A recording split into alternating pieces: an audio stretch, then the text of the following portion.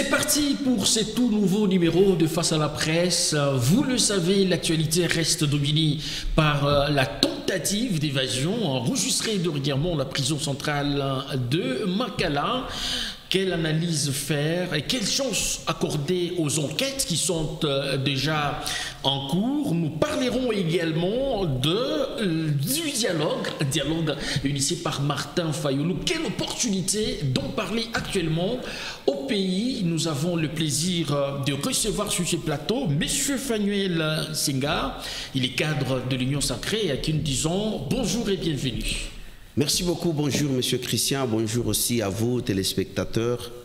Merci de nous avoir invités. Merci bien. Émile Mouyaya, très cher confrère, bonjour et bienvenue. Bonjour Monsieur Christian et je dis merci et aussi bonjour à Monsieur Faniel, mais également bonjour à tous nos amis téléspectateurs. Merci bien. Alors, d'entrée des jeux, comment vous aviez eu à accueillir cette tentative d'évasion qui a causé mort d'hommes? Plusieurs prisonniers ont trouvé la mort au cours de cette opération. Comment j'ai accueilli personnellement cet incident qui s'est passé dans la prison de Makala?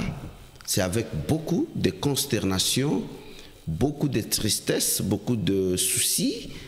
Pourquoi? Parce que quand même, il y a eu plusieurs morts. On ne parlerait pas surtout des dégâts matériels qui étaient aussi très très importants. Mais écoutez, je mets l'accent plus sur les pertes en vie humaines que nous déplorons, que nous continuerons toujours à déplorer parce que vous savez, la prison c'est un milieu, je dis, de récupération éducationnelle, c'est un milieu de rééducation. Lorsque quelqu'un est en prison, il ne doit pas aller y trouver la mort quand même. Ce qu'on attend de lui, c'est qu'il sorte et qu'il serve, qu'il soit utile à la société et pourquoi pas à toute la nation. Lorsque des incidents comme ça arrivent, non, ça ne peut que nous faire très très mal au cœur. Donc, bref, c'est avec beaucoup de consternation. Alors, essayons d'analyser un peu les causes qui peuvent pousser le prisonnier à s'évader. On parle de la surpopulation au sein de la prison de Makala, les conditions de vie presque inhumaines. Est-ce que vous pensez que ces éléments seraient le leitmotiv pratiquement de cette tentative d'évasion à la prison de Makala? Non, je ne pense pas comme ça. Moi, je ne suis pas de cet avis-là. Pourquoi? Parce que tout simplement, c'est vrai, il y a des surpeuplements de presque toutes les prisons de notre pays, parce que conçues pour, si nous prenons par exemple la prison de Makala, qui a été conçue pour 1500 détenus ou prisonniers ou locataires ou pensionnaires, mais qui aujourd'hui obtient 10 fois plus que le nombre. Ce qui est inquiétant, logiquement. Justement, c'est vraiment inquiétant, mais je ne pense pas que ce soit la raison de cette tentative d'évasion, tout simplement parce que nous sommes à plusieurs années dans cette situation-là. Je peux dire même plus de 20 ans, nos prisons sont toujours débordées. Et vous aviez eu à normaliser ce qui ne pouvait plus faire objet de tentative d'évasion. C'est pas normal. On ne peut pas normaliser cela, c'est pas normal. Néanmoins, lorsqu'il y a une équipe déjà diligentée pour mener des enquêtes, moi je préfère qu'on se fie derrière ces enquêtes-là, qu'on attende justement les résultats de ces enquêtes, parce que dire d'emblée que c'est le surpeuplement, moi je mets un petit doute par rapport à ça, parce que je vous disais tantôt, ça fait déjà beaucoup d'années que nos prisons sont surpeuplées. Alors, parce que M. Faniel, vous n'êtes pas en train de pouvoir épouser cette thèse-là, du fait qu'il y ait la surpopulation. Oui. Alors, est-ce que nous pouvons dire que cette situation était prévisible ou pas, ou bien les autorités et tout le monde, nous sommes au prix des cours ces éléments? Bon, si nous disons que la situation était prévisible, je crois qu'on ne peut pas beaucoup s'éloigner à cette situation-là. Voilà pourquoi, à mon avis, j'ai compris les décisions que le ministre de la Justice a eu à prendre, à sanctionner les uns les autres, notamment les directeurs de prison. J'ai comme l'impression qu'il serait peut-être averti, ça c'est mon raisonnement, ma réflexion, qu'il serait peut-être averti des suspicions, de situations comme ça, ou soit accusé de la négligence quelque part, parce que lorsque les incidents comme ça arrivent, il y a toujours ceux qui portent le chapeau par rapport à la responsabilité, ou peut-être on a eu à remarquer qu'il y a eu quelque part de la négligence de la part des dirigeants de ce centre pénitentiaire. C'est ça qui justifie, à mon avis, les décisions que le ministre a eu à prendre pour sanctionner certaines personnalités. Alors, plusieurs éléments ont été donnés. D'après vous, vous refutez la surpopulation. Alors, d'après vous, quel est l'élément déclencheur de ce comportement de prisonniers qui sont restés longtemps en prison, mais malheureusement, subitement, ils se réveillent et puis les émeutes s'en suivent? C'est comme je vous ai dit tantôt que nous devons attendre les enquêtes. Ce sont les enquêtes qui vont essayer d'élucider cette situation et nous dire peut-être clairement l'élément déclencheur. Ah oui, justement. En entendant que les enquêtes n'aboutissent, oui, j'en viens lorsque je me dis, nous devons d'abord nous fier aux enquêtes et les attendre, pourquoi pas impatiemment. Ce sont les enquêtes qui vont plus nous élucider. Tout ce que nous allons faire, ça ne seront que de présomptions. On essaie de réfléchir d'une manière ou d'une autre. Soit on tape juste, soit on sera à côté de la plaque. Mais néanmoins, moi personnellement, je soupçonne qu'il y a eu un plan, pour libérer certains prisonniers qui étaient soit condamnés à perpétuité, soit condamnés à mort. Vous en parlez parce que le ministre Mutamba Constant aille le dire, ou bien c'est ce que vous pensez? Je ne l'ai pas suivi sur ça. Parce que, vous savez, il y a des bruits qui courent, par exemple, que Edouard Mwangachouchou a été extirpé et il n'est plus même au pays. Il serait...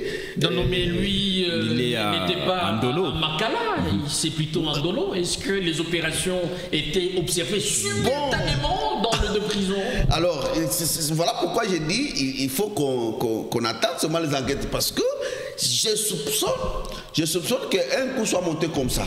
Vous savez, les gens, par exemple, qui pouvaient chercher à les libérer, si c'était lui, ils peuvent tâtonner, ils peuvent se tromper de cible, croire qu'il serait à Makala. Non, mais les études devraient être menées préalablement. Attention, il y a toujours parfois des flous autour des grands prisonniers. Des fois, il y a des flous autour des grands prisonniers. On peut garder quelqu'un. Il y a des grands prisonniers et le petit. Ah oui, ça. Justement. Bien que les grands prisonniers. Tous prisonniers. Il y a des grands prisonniers. Les grands prisonniers, moi je les appelle grands par rapport à leur sentence. À leur sentence, même sur le plan psychologique, celui qui est condamné à mort et celui qui est condamné à 6 mois de prison, je crois que sur le plan psychologique, ils sont des prisonniers différents. Alors, d'après vous, M. Faniel, qu'est-ce qui expliquerait cette, je dirais, faiblesse sécuritaire dans beaucoup de nos prisons au niveau national? Plusieurs années, tout le monde a vu ça, mais malheureusement, personne ne se tient debout justement pour améliorer cet angle-là. C'est quoi la faiblesse sécuritaire que nous accusons? La précédente question, votre précédente question cachait justement celle-ci par rapport à la faiblesse de nos services de sécurité commis à la sécurisation des prisons. Est-ce qu'il y a une faiblesse quelque part? Bon, seules les enquêtes vont nous les déterminer, mais néanmoins, moi je pense que l'aspect sécuritaire dans des prisons ou à côté des prisons n'est pas à négliger. À mon avis, l'aspect sécuritaire n'est pas à négliger, parce que dans une prison, il y a les grands et les petits prisonniers. Je répète, les grands là, ils savent qu'ils ne sont pas, qui n'ont pas la chance. Alors vous reconnaissez que sous votre régime de l'Union sacrée, Tshisekedi, il y a des prisonniers, des grands emblématiques qui sont là-bas. Bon, c'est pas seulement ici, chez nous, en République démocratique du Congo, c'est dans le monde entier. Non, parlons de nos prisons. Dans le monde entier. Parce que vous parlez des grands prisonniers. Ça n'a rien à voir avec le régime. C'est un système qui existe dans tout le monde. Et quand on parle de la négligence sécuritaire, là, ça peut avoir affaire au régime. Bon, moi, je ne parle pas de la négligence il ne s'agit pas de négligence. Je ne parle pas de la négligence des services de sécurité. Moi, je me dis, parce que, écoutez, je crois que la prison de Makala est sécurisée. Vous croyez? Oui, je crois que c'est sécurisé. Et je me dis que, à mon avis, même si on attend encore les enquêtes, à mon avis, je me dis que les troubles, selon ce que nous entendons, les troubles ont commencé à l'intérieur. Pendant la nuit, il n'y a pas eu des équipes extérieures qui sont venues entrer dans la prison, parce que ceux qui assurent la sécurité de la prison, ils sont où? Ils sont dehors. Ils ne sont pas à l'intérieur de la prison. Et les troubles ont commencé à l'intérieur de la prison. Allez-y déjà comprendre qu'il y a eu peut-être des commanditaires intellectuels qui ont opéré à distance et qui ont monté toutes ces stratégies-là. Et qui a tiré sur les prisonniers? Bon, il faut attendre les enquêtes. Non, écoutez, il y a eu, je crois que le message clair du ministre responsable de l'Intérieur qui a précisé que sur les 129, le premier bilan qu'il avait donné, sur les 129 décès, il y a eu 24 par balle. Par balle, et on n'a pas tiré sur les prisonniers. Non, on n'a pas tiré sur les prisonniers, on a eu à effectuer des tirs de sommation. Parce qu'il ne s'agissait pas de viser des gens. C'est des tirs pour essayer de frayer et dissuader tous ceux qui pouvaient penser que c'était facile de s'enfuir. Ce sont des tirs dans des situations comme ça. Il y en a qui attrapent des balles perdues. Alors comment vous qualifiez cette opération? Les gens parlent maintenant du carnage qui serait intervenu, ouais. Mais vous parlez de sommation. C'est quoi le qualificatif approprié? Il y a eu carnage, oui ou non? Bon, je crois que le carnage n'est pas loin du massacre. Et ce qu'il y a eu, ce n'est pas un massacre. Ne pas loin du massacre. Comment on peut qualifier de massacre? Pourquoi l'État peut se permettre d'aller dans une prison massacrer les prisonniers? Je crois que nous devons nous poser quand même des questions. Mais comment sommes-nous arrivés à ce chiffre-là de 129 morts? Alors en ce moment-là, on vous a dit que sur les 129, il y a 24 qui sont morts par balle, bien sûr. Après, les tirs de sommation. Les tirs de sommation ne visent pas des gens. Les tirs de sommation ne visent pas des gens. C'est par hasard qu'ils sont... Pour effrayer, dissuader.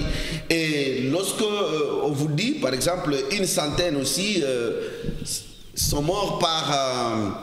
étouffement, il y en a qui sont tombés dans ces bousculades-là, on monte dessus. C'est des choses qui arrivent même dans des stades, même sans balles tirées.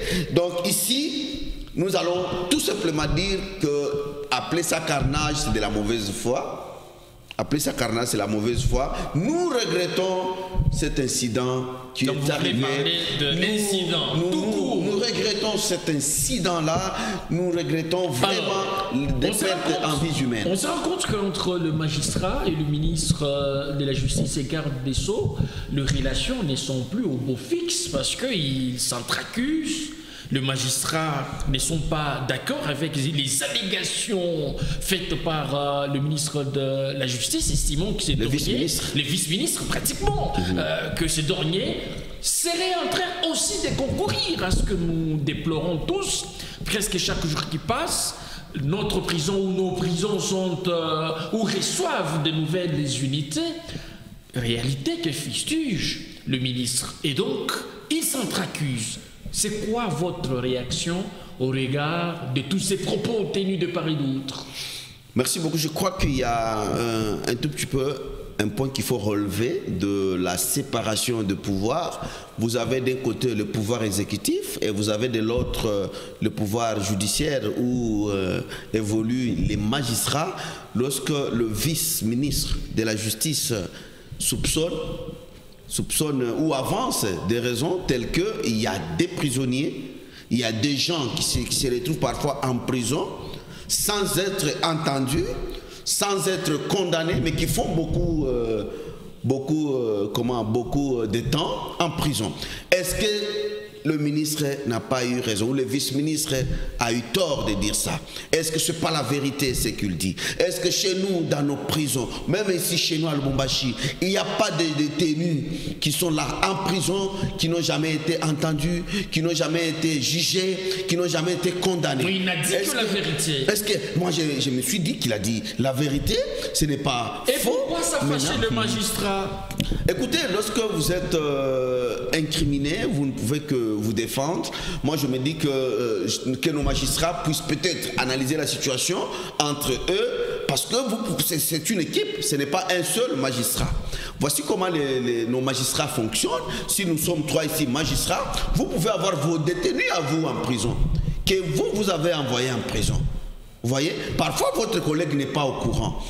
Il va falloir que l'équipe des magistrats puisse mener aussi l'enquête par rapport à ça. Moi, je pense que c'est pas bien de rejeter en bloc une situation comme ça alors que vous êtes en équipe. Mais les magistrats vous ne savez pas le comportement de chacun de vous. Peut-être il y en a des magistrats qui sont verrés, qui ont eu, ou qui faisaient dans le but de se faire un peu d'argent. Oui, dans le but de se faire l'argent, qui étaient dans cette pratique. Parce que même quand on reproche à notre justice d'être malade, je peux confirmer ici, sans peur d'être contredit, que ce ne sont pas tous les magistrats qui sont corruptibles.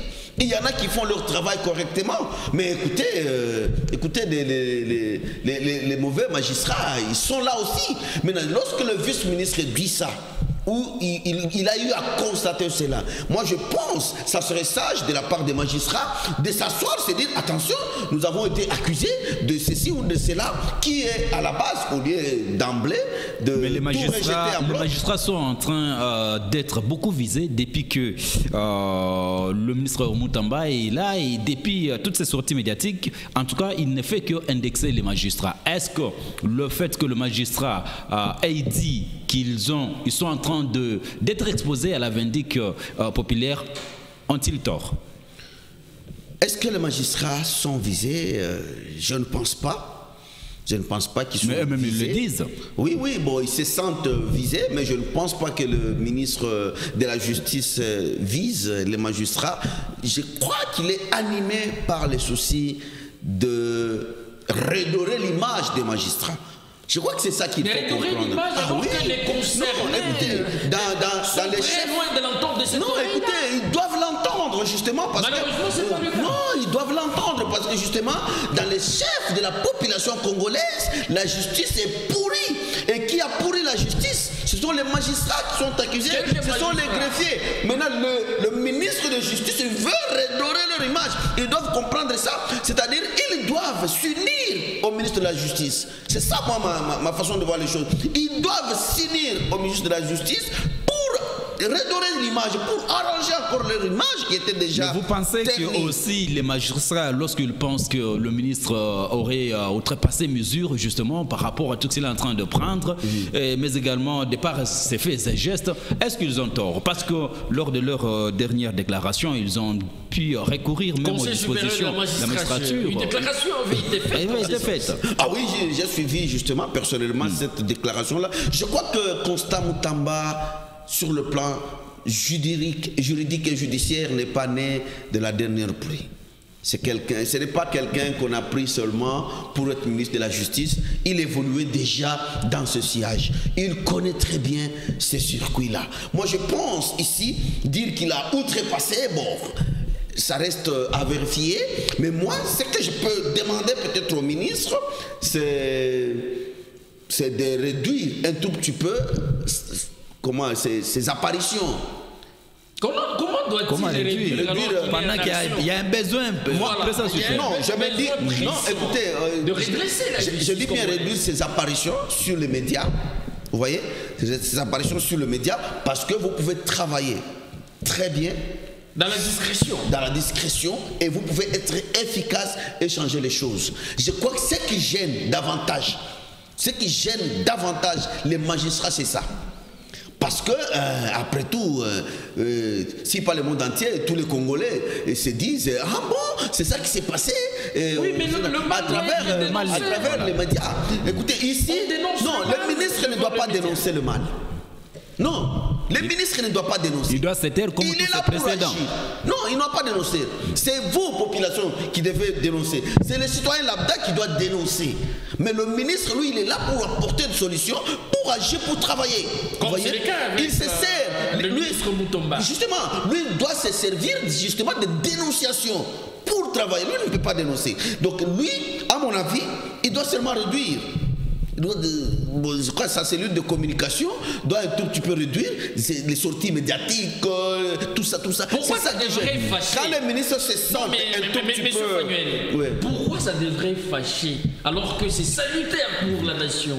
Non, ce qui fâche, c'est justement cette publication-là. Mais l'action en soi ne fâche pas. Est-ce que vous estimez qu'il serait dans les populismes? Non, populisme, non, il fait son travail. Il fait son travail. Peut-être qu'il peut, à mon avis, il peut avoir l'idée de chercher à faire comprendre à la population que votre gouvernement est là. Désormais, il ne faut plus avoir peur de la justice. Croyez à la justice parce que votre gouvernement est en train de travailler. Il peut avoir utilisé cette méthode-là. Je crois que c'est déjà suffisant. C'est déjà suffisant, ce qu'il a eu à faire. Toute la population croit en lui par rapport à son travail, par rapport à ses objectifs. Toute la population aujourd'hui croit au président de la République. Vous êtes également convaincu du travail qu'il a fait. Même moi personnellement, oui. Moi personnellement, je suis convaincu. Alors, il ne faut pas appeler ça populisme. C'est quelqu'un qui est animé de ses soucis d'échanger les choses. Et moi personnellement, si j'étais son conseiller, je lui dirais de réduire sensiblement des sorties médiatiques par rapport à ses actions. C'est ça peut-être qui gêne les magistrats, parce que les magistrats, ils ont prêté serment par rapport à ça, ils doivent aimer le travail qu'il fait, parce que c'est le travail qui va redorer leur image, je répète. Ça va redorer leur image et la population aura maintenant confiance de la justice. On n'aura plus à craindre cette justice en croyant que c'est peut-être la justice. Alors aujourd'hui, le ministre Mutamba fait face à un grand réseau mafieux, justement, qui aujourd'hui, il serait déjà testé positif au poison. Vous pensez qu'avec cet environnement, jusqu'où pourrait-il partir? Non, il fallait s'y attendre. Il fallait s'y attendre. Je crois que tout le gouvernement et même le président de la République doivent prendre des dispositions pour le protéger. Parce que les gens n'aiment pas les hommes corrects. Les gens n'aiment pas les hommes corrects. Il vous souviendra que dernièrement, il a été tenté d'être corrompu dans un dossier de 40 millions de dollars où on lui a proposé 10%. Donc déjà, à peine entré au poste de ministre, il devrait engranger 4 millions de dollars s'il avait accepté. Mais dites-moi, un homme comme ça, il faut le protéger. Je crois qu'il ne faut rien négliger. Il faut rien négliger. Aujourd'hui, on utilise le poison. C'est peut-être après avoir tenté de l'abattre comme ça physiquement. Vous voyez? Et on cherche d'autres voies. Alors, donc, le connaissant déjà. Il y a des éléments gênants, pratiquement, puisqu'il fait correctement malheureusement, bien son travail. Même, je vous dis, même vous ici, si vous devenez très correct, vous pouvez être gênant ici chez vous. Donc, les gens qui sont corrects sur la terre des hommes, dans ce monde ici, ont toujours été des éléments gênants. Mais néanmoins, je suis sûr qu'il y a parmi les magistrats, il y a parmi le personnel de la justice qui vont l'embrasser, qui vont aimer le travail qu'il est en train de faire. Parce qu'il ne faut pas croire que lorsque on jette des discrédits sur notre justice, cela arrange tout le monde. Est-ce que ça ne peut pas l'étouffer? Il y a même certains magistrats qui sont vexés lorsque leurs collègues sont indexés ou lorsque la justice est indexée comme ça négativement. Est-ce que le ministre Constant Mutomba ne peut pas faire les rétropédalages avec tous les coups qu'il ne cesse de recevoir? Bon, je crois que si il a un objectif, il ne doit pas reculer. Il ne doit pas reculer, il doit plutôt multiplier des stratégies et pour sa sécurité et pour son travail. Alors comment voyez-vous l'avenir de la justice congolaise dans peu de temps ici? Parce que d'abord au sommet, il y a guerre entre le ministre ainsi que des magistrats et qui devraient parler même langage. Malheureusement, ils sont à couteau tiré et en entre-temps, il y a de gros dossiers qui pourrissent et tout ceci. Comment voyez-vous l'avenir de cette justice? Bon, je crois qu'il faut prêcher patriotisme entre les deux camps. Le gouvernement, je ne parle pas de Constant Mutamba, je parle du gouvernement en général parce que les actions du ministre de la Justice, ce sont les actions du gouvernement.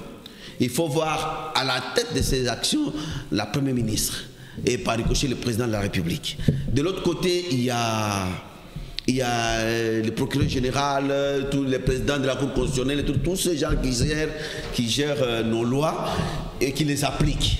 Donc moi, à mon avis, ils doivent faire un effort pour parler le même langage parce que justement c'est dangereux.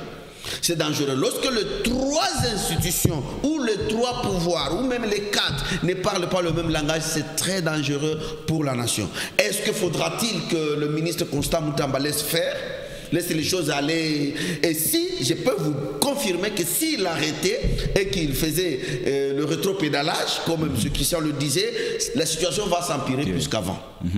Ça va devenir plus grave qu'avant. Donc, il ne doit pas baisser les bras. Alors, il va falloir, comme c'est un travail en synergie, il va falloir que tous les autres ministres fonctionnent de la même manière. Par exemple, le ministre des Finances doit aussi veiller au grain par rapport au service générateur de recettes. Tout qui se passe là-bas aussi, ils doivent travailler comme ça, en chaîne. Le ministre de budget, le ministre de l'économie, le ministre de ceci, de l'environnement, tout le monde comme ça, avec le rythme qu'avait déjà pris son Excellence Constant Moutamba. Je crois que si tout le monde fait la même chose, la population aura confiance encore une fois à son gouvernement. Je crois que Fachi est venu avec une autre vision, c'est lui, ou celle de chercher seulement des personnes qu'il faut. Des personnes qu'il faut, mais chez vous dans l'Union Sacrée, il y en a qui pensent que... Vous savez d'où Moutamba vient? Mais à l'Union Sacrée, il y en a qui pensent que Moutamba serait en train de voler de la vedette à tout le monde, justement, en prévision de 2028. Justement, il y en a qui pensent qu'il le fait comme ça, mais si c'est ça qu'il fait, est-ce que la population congolaise ne va pas en bénéficier? Alors, est-ce que Constant ne serait pas en train de faire... La population congolaise va en bénéficier. Si lui le fait pour être meilleur candidat en 2028, au moins dans ce temps, la justice va être plébiscitée meilleure, toute la population va en bénéficier. Alors, donc il en va de l'intérêt de la nation. Aujourd'hui, Constant Moutamba fait la fierté de plus d'un Congolais. Alors quand on interroge son passé, on se rend compte qu'il y a peu, c'était un kabiliste. Est-ce qu'il serait en même temps en train de promouvoir les vraies valeurs de la Kabylie au sein de l'Union Sacrée? Monsieur Christian, écoutez, les valeurs de la Kabylie qu'il est en train de promouvoir, je ne pense pas. Je crois que Constant Moutamba a ses principes à lui. Je me dis, c'est peut-être la raison pour laquelle il s'était présenté candidat président de la République. C'est comme quelqu'un qui même... Vous refusez de reconnaître le mérite de sa provenance? Bon, je ne refuse pas du tout, mais moi je me dis que c'est lui, Constant Moutamba, que nous devons voir, parce que au sein de la Kabylie, il y avait des médiocres, oui ou non? Il y avait des médiocres. Et ce terme-ci, sur la scène politique, est venu avec ces régimes-là. Le terme médiocre. Vous voyez? Donc ici, nous voyons plus Moutamba. C'est comme quelqu'un qui, même en étant au FCC, n'était pas d'accord avec ce qui se faisait. Il n'était pas d'accord. Parce que vous pensez la situation de la justice qu'on déplore aujourd'hui, c'est une situation que Félix Tshisekedi a trouvée. Déjà à son entrée au pouvoir, il disait que notre justice est malade. Même si les gens le vilipendaient pour cela, même si les gens l'ont beaucoup critiqué pour cela, il disait la vérité. C'est comme quelqu'un qui était en train de chercher l'oiseau rare pour essayer de redorer l'image de notre justice, afin que la population puisse encore une fois avoir confiance de la justice, puisse comprendre qu'il ne s'agit pas de la justice du plus fort ou la justice des vainqueurs, mais c'est la justice qui œuvre au service de tout le monde pour la promotion de l'état de droit. Alors, nous allons aborder la 12e thématique de cette émission, dialogue national. Martin Fayoulou voudrait que cela puisse prendre forme, réunir tous les acteurs politiques de la République démocratique du Congo pour la cohésion nationale en vue de sortir le pays d'une situation chaotique, selon Martin Fayoulou. Est-ce opportun, monsieur Fanuel Nsenga? Non. Non, c'est pas, à mon avis, c'est pas opportun. Est-ce que vraiment il y a un besoin du dialogue pendant ces temps? Moi, j'ai dit non, parce que, vous savez, lorsque vous vous engagez dans un dialogue, l'issue, même si au départ, en amont, vous dites non, c'est pas pour se partager des postes, mais écoutez, l'issue des dialogues, souvent, c'est le partage. Souvent, ça conduit à ça. Même si au départ, les gens peuvent dire que c'est pas ça. Ça, c'est d'un un. Des deux, voyez la situation que le pays traverse. Nous avons la guerre et nous sommes en train de fournir tous les Congolais sont en train de fournir ce qu'on appelle les efforts de guerre pour essayer de stabiliser l'Est de la République démocratique du Congo. Est-ce que la RDC a des moyens pour organiser un dialogue qui du reste va beaucoup coûter à la République démocratique du Congo? Est-ce que les moyens sont là? Je crois que ce n'est pas le moment. Il vous souviendra que nos conseillers municipaux sont en train de pleurnicher partout à travers le pays, réclamant leur salaire, réclamant les frais d'installation, réclamant leurs indemnités d'entrée. Il y a aussi des enseignants. Voilà. Donc il y a dans certaines écoles où la reprise n'a pas été effective. Donc allez-y comprendre que le pays a encore des problèmes urgents à résoudre. Je crois que le dialogue, c'est pas urgent. Mais justement, par rapport aux éléments avancés qui par Martin Fayulu, il parle de la cohésion nationale qui, jusqu'aujourd'hui, il pense, non seulement lui, mais d'autres pensent que la cohésion nationale est fissurée.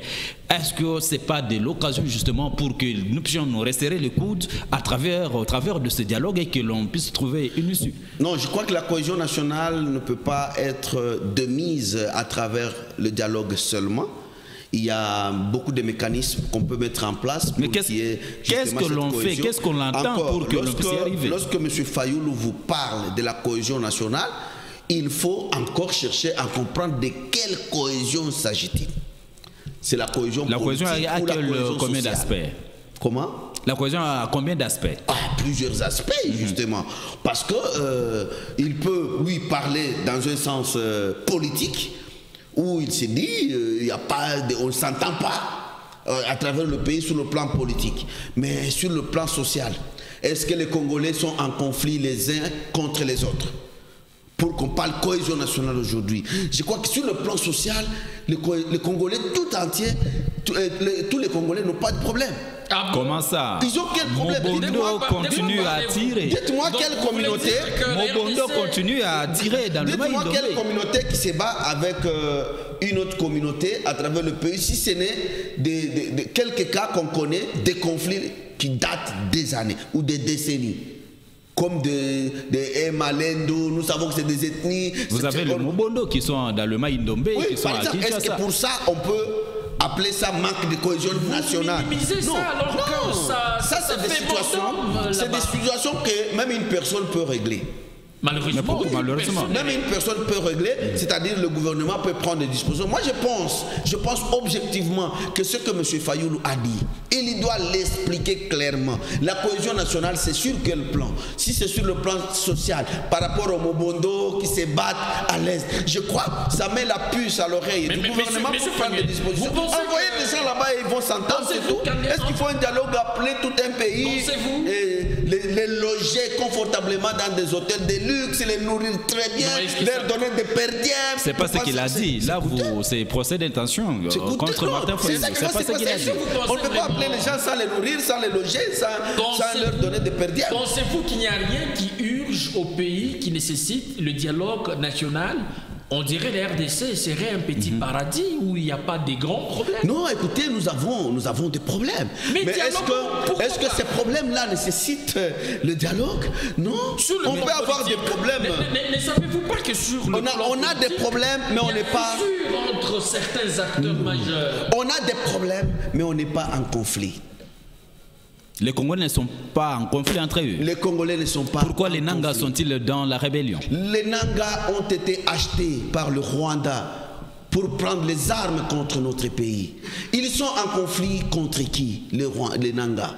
C'est des gens manipulés, c'est des marionnettes de Paul Kagame qu'on a utilisé contre notre pays. Pourquoi n'est peut-être pas envisagé? Nanga est seul est parti, il commence à réunir les gens. Est-ce que ce sont les Congolais qui étaient en conflit entre eux? Sur le même table, Joseph Kabila, Félix Tshisekedi, les soi-disant Nanga, le rebelle, voyez-vous, en vue de parler de quoi? C'est dire qu'est-ce qui ne va pas? On va parler de quoi? Vous agressez la République démocratique du Congo. Vous avez suivi autrefois l'interview accordée au président de la République.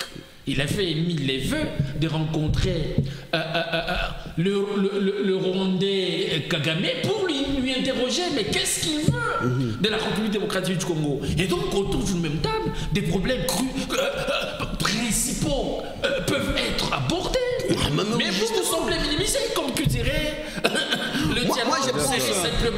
Je pense que s'il y a discussion pour chercher une solution par rapport à la paix dans notre pays, c'est des discussions à engager avec le Rwanda. Comme le président l'avait dit, j'étais à 100% d'accord. Avec le Rwanda, vous êtes d'accord? Avec le Rwanda. Avec l'agresseur.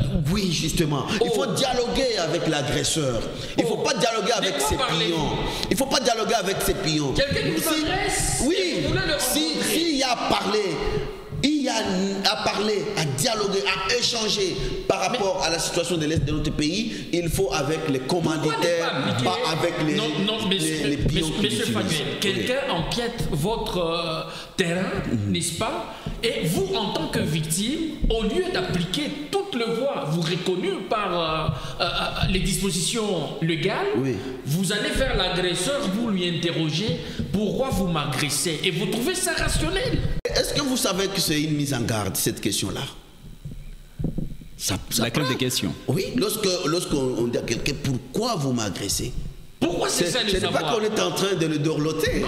Allez-y. Il y a d'autres termes, on nous dit, je vais prendre aussi mes dispositions. Pour prendre des dispositions, il faut aller aviser. Alors, mais de quoi avez-vous peur, monsieur Senga, que le dialogue ne puisse pas avoir lieu? Je vous sens vraiment très radical. Moi, je trouve inopportun le dialogue en ce moment parce que le Congo a beaucoup d'urgence. Ou bien parce que le dialogue, c'est pas urgent. Parce qu'à l'issue du dialogue, comme vous le dites, l'Union sacrée se sentirait déjà d'autres postes tirés, émiettés. Voilà. Bon, c'est ça votre crainte?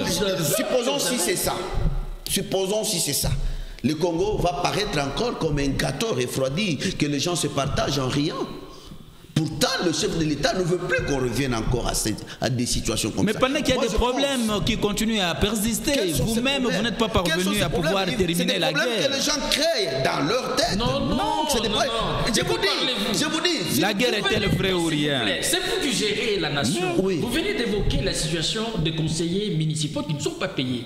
Et là, c'est de la responsabilité. Et pour ça, il faut dialoguer. Non, s'il vous plaît, c'est de la responsabilité de l'Union sacrée, n'est-ce pas? Est-ce que c'est Kabila qui bloque le paiement de conseils communaux? Je ne pense pas. Les enseignants ne sont pas payés. C'est toujours Kabila? Non. Ou c'est Nanga? Qui a cité Kabila? Mais pourquoi personne n'a cité Kabila. Pas les problèmes? Personne n'a cité Kabila dans tout ça. Oui, mais je crois que lorsque... à partir du moment où l'Union sacrée n'est pas à même de trouver une solution, allez au dialogue. Non, il y a un problème qui peut surgir le lundi, mais trouver une solution le samedi. Il y a toujours un temps entre le problème et sa solution. Il y a toujours un temps entre le problème et sa solution. Même quand vous étiez vous en classe à l'école primaire, le maître place le problème au tableau. Vous avez un temps de ce problème-là et le temps de sa résolution. La première ministre a eu personnellement à recevoir les conseillers municipaux. Donc déjà le gouvernement s'y penche. Mais on les retourne qu'ils soient pris en charge par des gouvernements provinciaux pendant que nous connaissons que nos provinces, la majorité sont pauvres. Ce n'est pas encore une question difficile. Écoutez, je crois que si chaque équipe de conseillers municipaux aura la proportion par rapport à la production de sa province. C'est comme ça se passe dans des gouvernements provinciaux. Tous les ministres n'ont pas le même salaire. Ça dépend d'une province à l'autre. Donc c'est possible que si on était incapable de pouvoir leur prendre en charge ses conseillers municipaux. Si on était incapable de leur prendre en charge, pourquoi avions-nous organisé les élections en leur faveur? Je ne pense pas qu'on était incapable parce que c'était... Mais ça se voit, depuis qu'ils sont là, ils n'ont rien touché. C'est peut-être qu'on a dit, cette mesure-là est venue peut-être en retard pour dire au gouvernement provincial de prendre en charge des conseillers municipaux. Je vous rappelle que les conseillers municipaux ne sont que dans des chefs-lieux des provinces, ceux qui ne sont pas nombreux. Ceux qui ne sont pas nombreux au départ. Mais la prise en charge pose problème. C'est question qu'on organise les choses pour qu'on dise clairement aux gouvernements provinciaux de prendre en charge. Parce qu'on peut avoir eu l'idée d'autres ressources, notamment les communes qui ont la redevance minière. On peut avoir eu cette idée-là, mais néanmoins, on se rend compte qu'il y a telle part une difficulté et il faut pallier. ces difficultés-là ou ces manques à ça. Alors, voilà. M. Faniel... Si on trouve aujourd'hui une solution avec les gouvernements provinciaux, je crois que nous pouvons M. Faniel, justement, pour revenir à la question du dialogue, donc nos téléspectateurs doivent comprendre ici que, d'après vous, pas question du dialogue